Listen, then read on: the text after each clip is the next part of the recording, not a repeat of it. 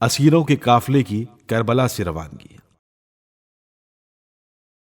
عمر ابن سعد ملون نے 11 محرم کو اپنے مقتولین کے نجس اجساد پر نماز پڑھی اور انہیں دفن کر دیا، اور فرزند رسول امام حسین علیہ السلام اور آپ علیہ السلام کے اصحاب باوفا کی لاشیں کربلا کی ریت پر بے گور و کفن پڑے رہے۔ کتب مقاتل میں مذکور ہے کہ عمر ابن سعد لعین کے سپاہیوں نے امام حسین کے اہل بیت کی خواتین اور بچوں کو پابند رسن قیدی بنا کر بے کجاوہ اونٹوں پر سوار کیا اور انہیں شہداء کے اجساد کے پاس سے اس حال میں گزارا کہ خاندان رسالت کی خواتین گریہ و زاری کے ساتھ ساتھ اپنے چہروں کو پیٹ رہی تھیں۔ قرہ ابن قیس سے منقول ہے، حضرت زینب علیہ السلام جب اپنے بھائی کے لاشے کے پاس سے گزریں تو آپ علیہ السلام نے شدت غم سے بہت گریہ کیا اور امام حسین کے جسد اطہر کے پاس فرمایا، اے محمد، آسمان کے فرشتے آپ پر درود بھیجتے ہیں، یہ آپ کے حسین ہیں جو زمین کربلا پر برہنہ اپنے خون میں غلطاں پڑا ہے، اس کے بدن کے اعضاء ایک دوسرے سے جدا ہیں۔ اے محمد، آپ کی بیٹیاں قیدی بنا لی گئیں، آپ کی ذریت قتل کر دی گئی، جن پر نسیم بھی افسوس گناہ ہے۔ صحیفہ کربلا میں لکھا ہے کہ جب زینب کبریٰ علیہ السلام اپنے بھائی کی لاشے سے گزری تو خود کو اونٹ کی پشت سے گرا دیا اور فرمایا، پروردگار ہماری اس قربانی کو قبول فرما۔ امام سجاد فرماتے ہیں، جب ہمیں قیدی بنا کر بے کجاوہ اونٹوں پر بٹھانے کے بعد شہداء کربلا کی لاشوں کے قریب سے گزارا گیا تو خاکی کربلا پر اپنے عزیزوں کے لاشوں کو خاک و خون میں غلطاں بے گور و کفن پڑا دیکھ کر میرا دل بھر آیا اور سانس سینے میں گھٹنے لگا۔ یوں لگتا تھا کہ شدت غم سے میرا دم نکل جائے گا۔ میری پھپھی زینب نے میرا یہ حال دیکھا تو فرمایا، اے میرے بزرگوں کی یادگار، میں تمہاری یہ کیا حالت دیکھ رہی ہوں، شدت غم سے تمہاری تو روح پرواز کر جائے گی۔ میں نے کہا، پھپھی اماں، کس طرح میرا یہ حال نہ ہو؟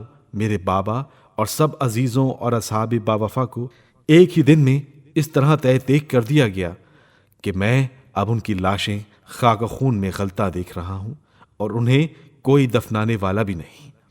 میری پھپھی نے جواب میں فرمایا، میرے بھائی کے فرزند جو تم دیکھ رہے ہو اس پر غم نہ کرو، خدا کی قسم یہ عہد تمہارے جد رسول اللہ صلی اللہ علیہ وآلہ وسلم سے تمہارے دادا، بابا اور چچا تک پہنچا ہے۔ بے شک اللہ نے ایک قوم سے یہ عہد لیا ہے کہ وہ ان شہیدوں کے اجساد کے ٹکڑوں کو جمع کریں گے اور انہیں با احترام دفن کریں گے۔ یہ ایسی قوم ہوگی جسے اس امت کے فرعون نہیں پہچانتے ہوں گے، لیکن یہ لوگ آسمان پر زمین سے زیادہ مشہور ہوں گے۔ پھر یہ لوگ تیرے بابا کی قبر کو اس طرح بلند کریں گے کہ زمانے کی گردشیں اسے مٹا نہ سکیں گی۔ کفر کے پیشوا اور اس کی پیروکار اس نشان بلند کو مٹانے کی کوشش کریں گے، لیکن وہ اسے مٹانے اور دبانے کی جس قدر کوشش کریں گے، یہ نشان اتنی ہی قوت اور بلندی کے ساتھ ابھرے گا۔ اسیروں کا قافلہ کوفہ میں۔ منقول ہے کہ جب اسیران کربلا کو کوفہ لایا گیا تو کوفے کی خواتین نے بچوں کو روٹی اور کھجور دینا شروع کیا۔ حضرت ام کلثوم نے صدقہ ہم اہل بیت پر حرام ہے فرما کر وہ سب واپس کر دیا۔ اہل کوفہ کو جب معلوم ہوا کہ جن کو قیدی بنا کر لایا گیا ہے وہ رسول خدا صلی اللہ علیہ وآلہ وسلم کا خانوادہ ہے تو خواتین نے گریہ و زاری کرتے ہوئے اپنے گریبان چاک کر لی اور ان کے مردوں نے بھی ان کے ساتھ گریہ کیا۔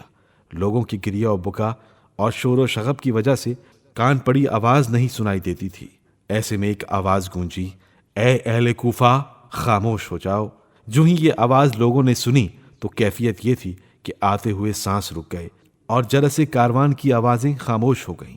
لوگ پریشان و حیران تھے کہ اتنے سالوں بعد کوفے میں علی کی آواز کہاں سے آئی۔ جب آواز کی سمت نگاہیں پڑیں تو دیکھا کہ ایک بے کجاوہ اونٹ پر اسیروں کے حلقے میں ایک ستم رسیدہ بی بی بیٹھی ہیں۔